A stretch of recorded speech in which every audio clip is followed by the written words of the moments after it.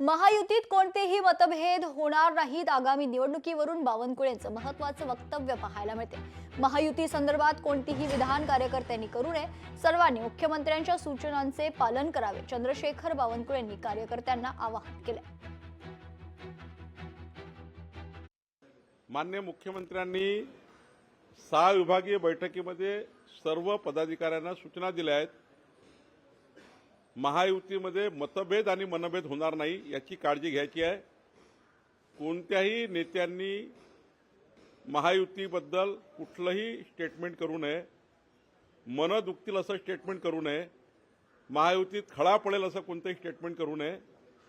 माझी सर्व नेत्यांना सूचना आहे किंवा विनंती आहे, माननीय मुख्यमंत्र्यांनी दिलेल्या सूचना ज्या आहेत त्या तंतोतंत पालना मी करणार आहे. ज्या ठिकाणी महायुती होत असेल त्या ठिकाणी जाणीवपूर्वक करा, ज्या ठिकाणी होणार नसेल त्या ठिकाणी मैत्रीपूर्व लढताना कुठेही त्या ठिकाणी चुकीचं वागायचं नाही, कोणाचाही मतभेद तयार करायचा नाही, मोठ्या भावाच्या भूमिकेत आपण राहायचं, या सूचना आमच्या सर्व कार्यकर्त्यांना दिल्या आहेत.